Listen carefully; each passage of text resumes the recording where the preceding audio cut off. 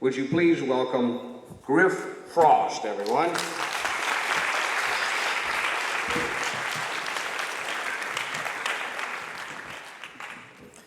If you can answer this next question, yes, I'd like you to stand up. And the question is, do you like to go barefoot?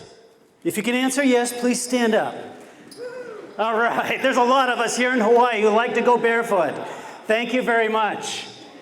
And I think we like to go barefoot because it gives us a sense of freedom. It helps connect us to that power in the earth, that mana in the earth. It helps us feel like we're one with nature. I think it really helps us stay grounded. And being grounded is really important to true happiness. It's really important to find that harmony in your life. It's really important to find that life balance. It's really important to have a high life quality or a superlative LQ. And I got kind of one of those aha moments about how important being grounded is when, and this is ancient history, way back in 1988. And at that time, I was in Japan, just out of grad school, and I was starting, building, and selling small businesses. And we did that 40 plus times in 13 years. And one of the businesses that I started was SoloFlex Japan, a home exercise equipment. And we manufactured and we direct marketed it. And we were doing $10 million a year with this business, fabulous business. And I ended up finding a buyer for the business in Tokyo. And he was an up-and-coming billionaire. And this is ancient history, but 1988, that's pre-bubble in Japan. And amazing things were happening. And this up-and-coming billionaire was a president, third-generation president of a candy manufacturing company. And he had the good fortune or misfortune to own 5.5 acres in the most desirable location in Tokyo. And so every day, the value of his real estate was going up. The value of his collateral was going up. And his bankers were coming to him, and they were saying, we want to loan you more money against your collateral. And he was taking that money, and he was buying and selling real estate, and he was buying and selling stock. In fact, I had to spend quite a bit of time with him because when he bought the company, he was also buying me for a year. And I had to feel comfortable with him. And one day, he brought me over to he had a direct channel to the Tokyo Stock Exchange. He said, Grif, look how much money I made today. And I looked down there, and it was $14 million. And in Japanese yen, that's a lot of zeros. And so he looked like a totally fabulously successful business owner, and I thought he was. So I also had a mentor who is my mother-in-law, my Japanese mother-in-law. And she was that kind of mentor who when I screw up in business, she says, I told you, I knew it, I knew you were going to screw up. And she always told me that after the fact. But anyway, she was a good mentor, I was very blessed, a good motivator, and she was an investor in SoloFlex Japan. So we lived in a really small city of about 50,000 people on a bay. Sound familiar? Well, anyway, it's called Mutsu Aomori. It's in the northern tip of Honshu, and it is just like Hilo, except it's cold 6 months out of the year. And it was an 8-hour train ride, and she wanted to go down and see this up-and-coming billionaire because from my conversations, he didn't sound like he was real. So we got together, we rode the 8 hours down to Tokyo. We walked into his office, and he had a very, very big presidential office and 2 enormous desks. And they were, and a big safe behind it, and they were bundled high with cash. Millions of dollars in cash on both of these desks. And he looked at my mother-in-law, who was meeting for the very first time, and I don't think he was being very sincere. He said, oh, I'm so sorry. I'm making so much money, I don't have time to put my cash in the safe. And my mother-in-law threw me a glance that clearly said, dumb American son-in-law, you should have asked for a whole lot more money for your business. But anyway, we went ahead, we did the deal, and we got back on the train, and we had that 8 hours to go back up. And she said, Grif, you know, that guy, he looks successful, but he's not grounded in reality. He's not grounded at all. bad things are going to happen to him. And within 5 years, he lost his personal health. He lost his family through divorce and estrangement.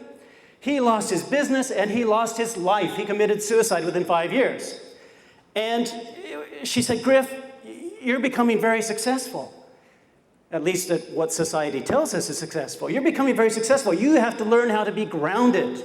And she said the best way to stay grounded is to get your hands dirty each and every day. Get your hands dirty each and every day. And so she does that by going out in her garden every morning before she goes down to run a marine construction company, and she literally gets her hands dirty. Another serial entrepreneur I talked to in Seattle, he said he stays grounded. He was on the Today Show, and he's being treated first class, and he flew back into Seattle, and he was kind of dreaming. He was kind of up there, and he said he came home, and he realized he needed to be grounded, and he did his family's laundry, getting his hands dirty.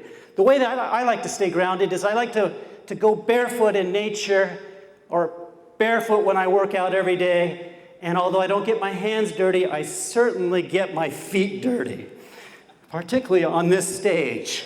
But anyway, really important to stay grounded.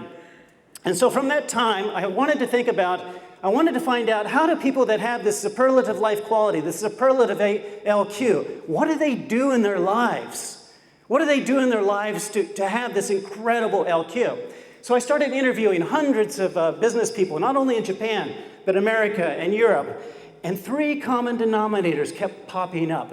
And the number one thing they did, the number one priority in their life was to make sure they had good personal health. That was the number one priority. Make sure they had good personal health. Number 2, they took the time to invest in having quality relationships in their family, in their ohana. And number 3, business. And it was in that order, 1, 2, 3. Business was number 3. They did something they really enjoyed doing to make money. And, this is important, they didn't work more than 20 hours per week. Okay? Let's think about that for a little bit. But they didn't work more than 20 hours a week, and they did something they really enjoy. How could they possibly make enough money to be able to do that? And the way that they did it is that they gave up fancy lifestyles. They gave up the fancy houses. They gave up the fancy cars. They gave up the fancy vacations. They gave up the fancy education for the kids. And they decided that they could live and enjoy living a much simpler lifestyle. They could enjoy living with less.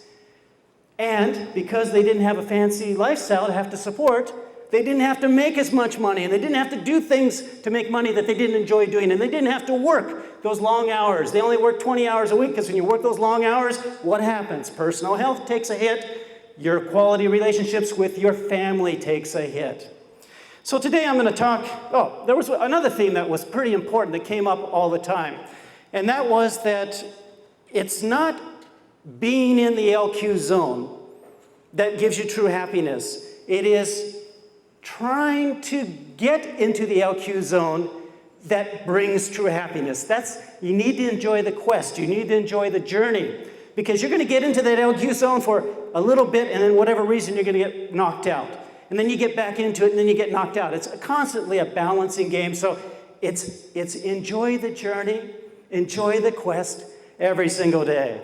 Now I'm going to teach you a really simple technique that will dramatically improve your LQ immediately if you try it. And the one caveat is that you need to do it on a regular basis. It shouldn't take you more than 10 minutes a day. And I call it the LQ 2080 rule. The LQ 2080 rule. And I'm going to share with you 3 different examples from 3 different walks of life. Number 1 is business, how you make money. If you sit down and analyze what activities you're doing to make money, you will find that 20% of those activities are generating 80% of the results. And that may be money, it may be pleasurable ways of making money, but 20% will generate 80% of the pleasurable results. So what do you do with the other 80% of the money-making activities that aren't as productive? You eliminate them from your life. You get rid of them. And people say, no, Grif, I can't do that. My boss won't allow me to do it. I can't. And I understand it's difficult to make big positive changes in your life. So I tell them, that's okay. Let's look at the bottom 20%. The bottom 20% of your money-making activities are probably actually losing you money. Can you get rid of those in your life? And they always say, yeah, I can do that. I can do that. Well, that's a positive step forward. Well, let's take a look at your health. What are the 20% of the foods that you eat that give you the most positive benefits for your health? Now, what about that other 80% of foods? What should we do with that? We should eliminate it from our lives. And people say, no, I can't do that. I've got to have my pizza on Friday, and I've got to have that third martini.